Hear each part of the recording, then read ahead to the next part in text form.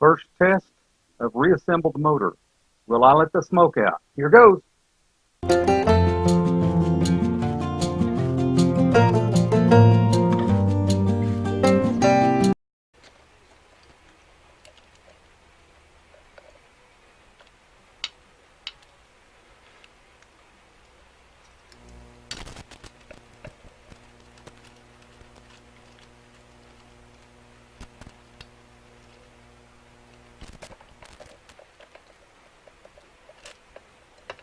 Okay, now pull this one back off, get the right size.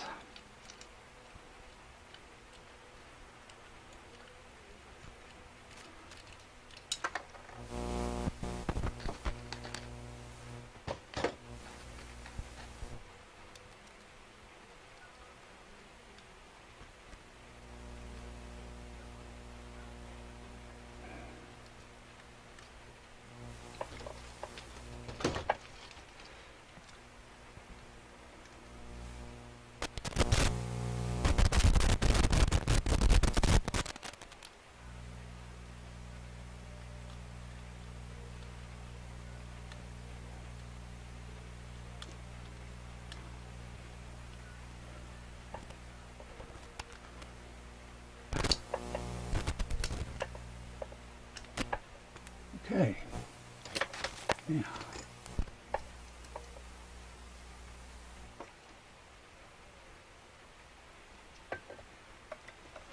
I put this white heat shrink on that one to protect it. It's been dragging over these edges. I thought it was, I'd shaved the metal off and slid that on there and went to heat it up, and then I realized it's where they have split that wire off something else.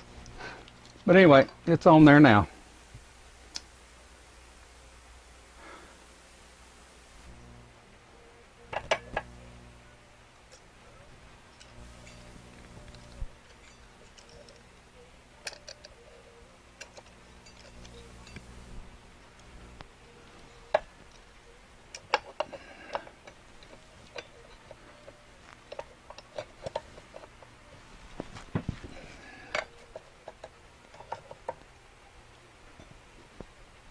Yeah, you're saying, well, you're twisting the wires, Vernon. And I'm saying, yeah, because that's the way they were when I took them out.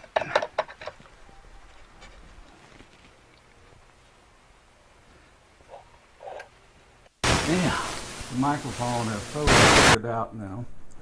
I'm fast forwarding through this part. I'm putting the stainless steel bolts and acorn nuts on. This took a little longer than it should have, so I'm just fast forwarding through it.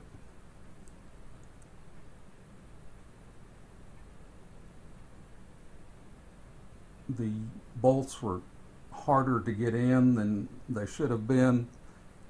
For some reason I had trouble lining them up. Here I'm back to regular action on these.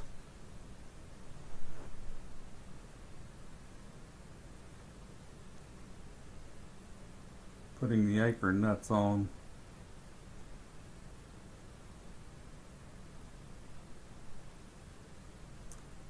The acorn nuts give this a very finished look, in my opinion.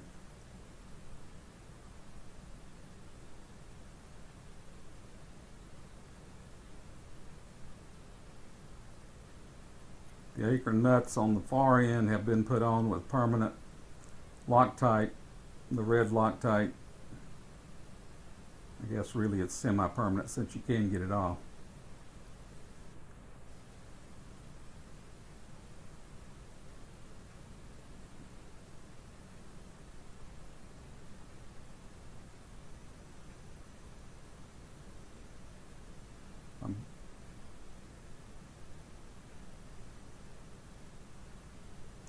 Here I'm getting ready to install the cord.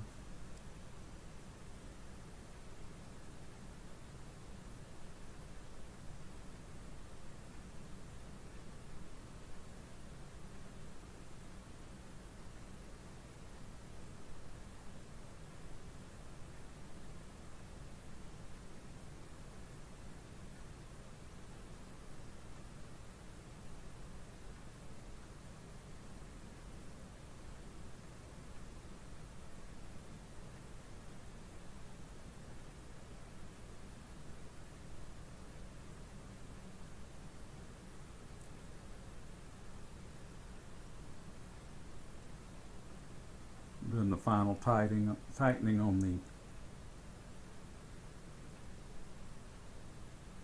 acorn nuts.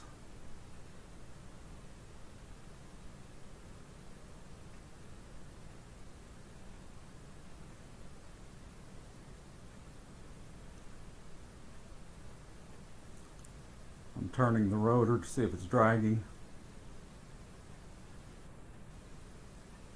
Off camera, I've put new ends on the cord, put them on the poles in there, and now I'm reinstalling the switch plate.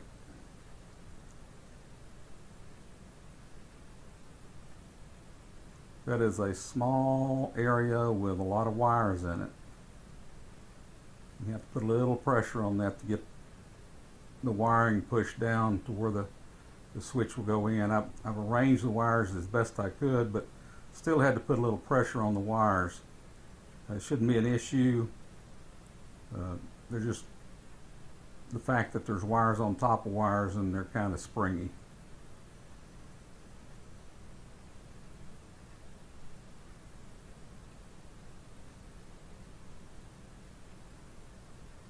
These are new screws that I had to cut off so they would fit in the holes. They're pretty short,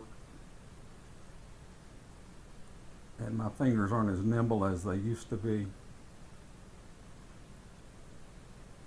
as evidenced by the fact I dropped that one in the floor.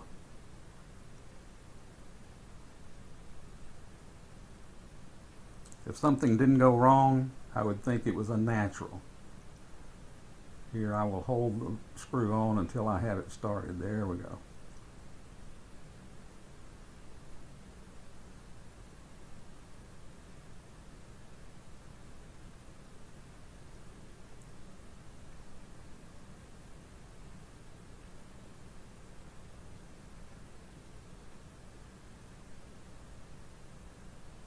Like I say, I'm turning the rotor to make sure nothing's dragging. You can hear it rubbing on the centrifugal switch.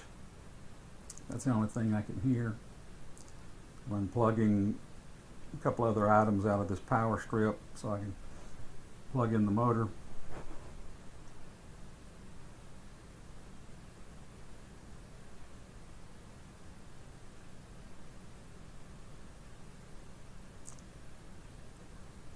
There we go.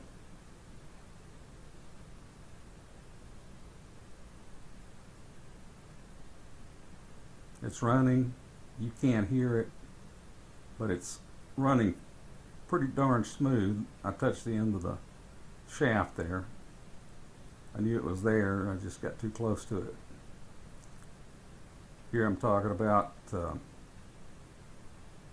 you'll see me point and act like I know something. That end has no holes. This end does. It pulls the air in from this end and then blows it out the side up front.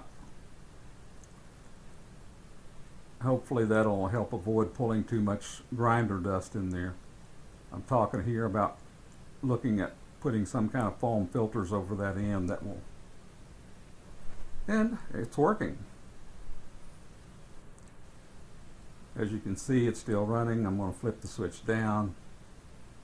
I'll flip it up again to show that it's running again.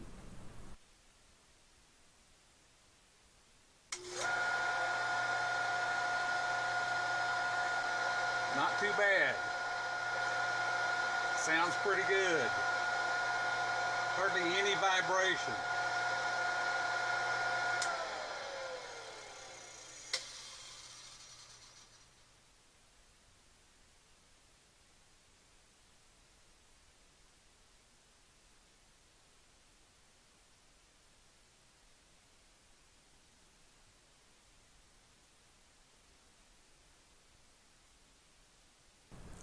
Here I'm unplugging it. I've turned it around. I'm unplugging it to ensure that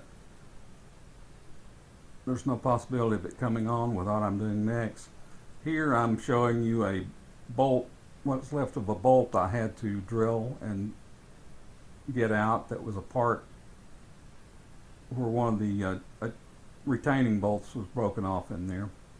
Evidently somebody broke the handle off of this thing and broke that bolt off, I'm going to have to make a new handle. That's one of the parts that is not with it.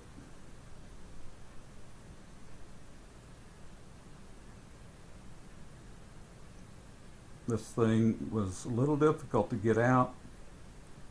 It had been in there quite some time. It was rusted. I'm going to show it to you here to let you see what it looked like. You turn it around so you can see. I hope you can see the fact that it was a little rough, and it was in there pretty good. I used a carbide burr to generate a center hole that I could get a cobalt drill in to drill down into it, and then I drove the Harbor Freight Allen wrench into it, and by just working it back and forth with a little pressure, it finally decided to move, and it came out without any further problems. Here I'm putting the wheel guard on, sliding it up over the quick steel I put on there to help secure it, stabilize it, so that these two Allen screws, these set screws, would hold that thing steady on there. When I first got it, that was just flopping around because of the design. I'm thinking that with the quick steel all the way around, it's going to give more pressure points on this thing and hold it more secure. If it vibrates loose, then I'll figure something else out to do.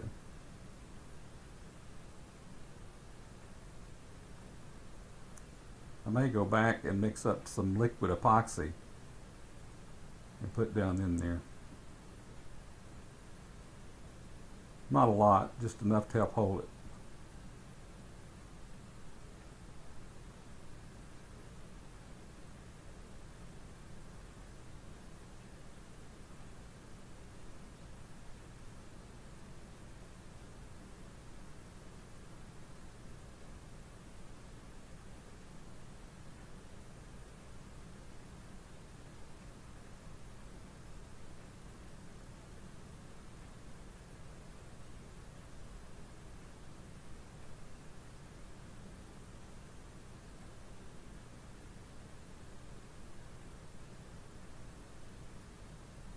I think some of Harbor Freight's tools are getting better.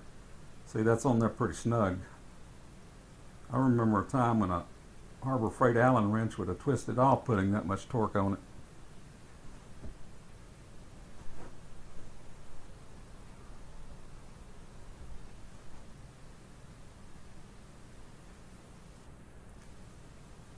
I ordered a new Norton wheel for it. It's a 5-inch wheel that's required for these. This is a 100 grit wheel. I can't remember right off what the abrasive is, but it looks very similar to the wheel that came off.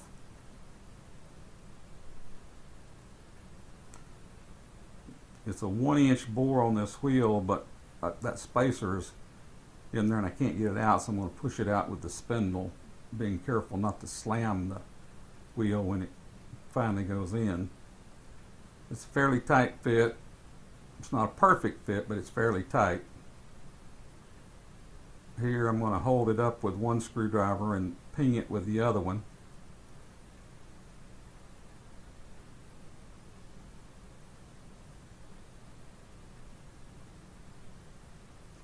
There are no dull thuds. It sounds like it's a perfectly safe wheel to run.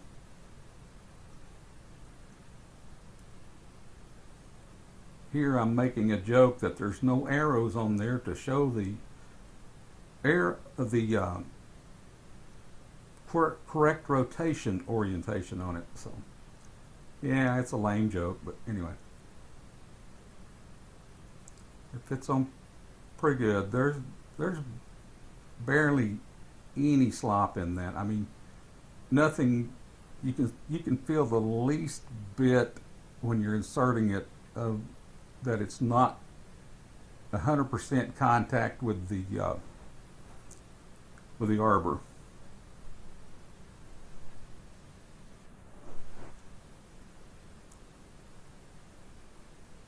Here I'm going to tighten it up, and being an old country boy who worked in body shops and did automotive work all my life, you know, we're used to righty-tighty, lefty-loosey. And even though you know it's a left-hand thread, sometimes you have to stop and think about it. Okay, I got to get this wrench on this way and do this way. There you go. Yeah, you had it right. That's just funny. There's the pin I made out of a screwdriver to turn that mandrel with. Active Adam wanted to know if I was cutting up a Stanley screwdriver.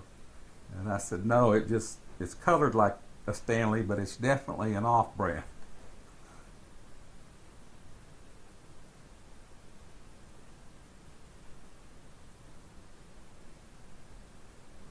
I put a little paint over the inside of that just as protect it more than anything, because you can't see it once you install it.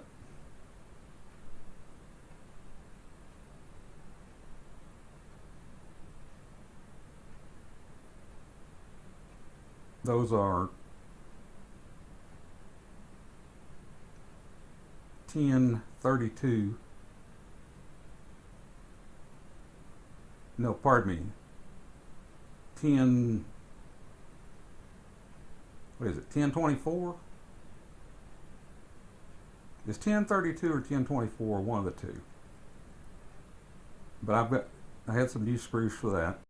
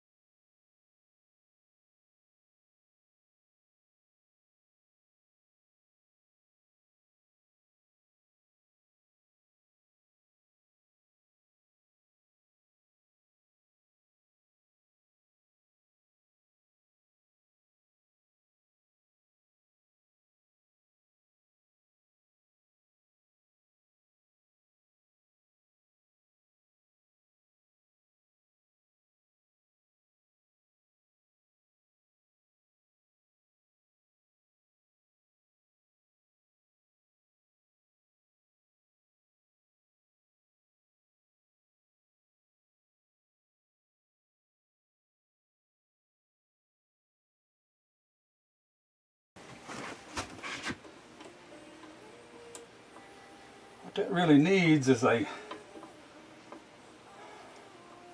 pointed, hardened grub screw to ride in that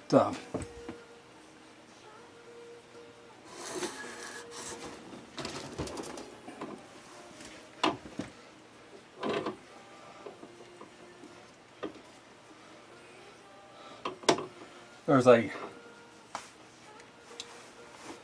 detent in there that need a pointed grub screw to go down and lock into that detent. Still have to tap that pin in a little bit and that pin in a little bit. Okay, guys.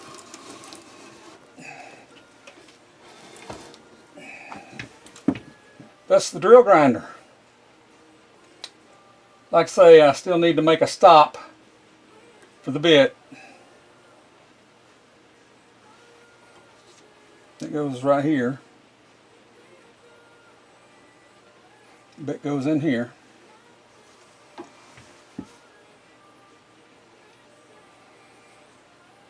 I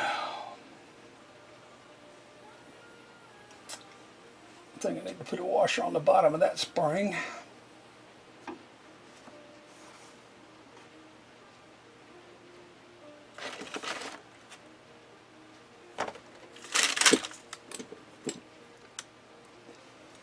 That there will work. I'm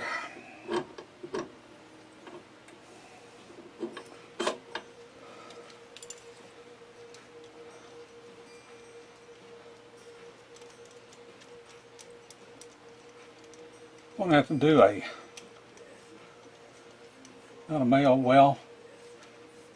I guess I'll do an eBay and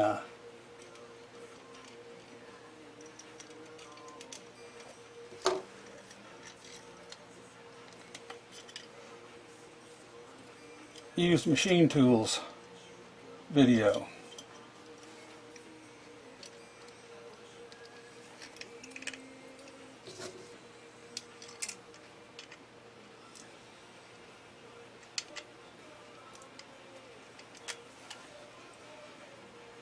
Yeah, that works better.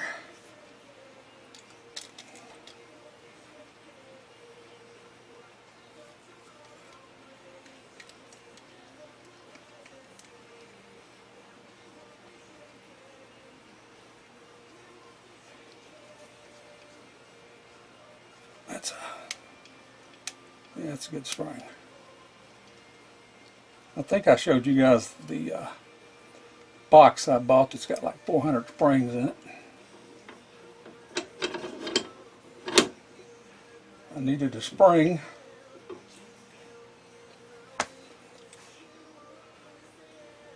Well, guys, that's pretty much reassembled. I just need a sharpened set screw there to go in the detent and a drill stop. I'll make those off camera and get them on there. Now, that little bolt that I had to get out,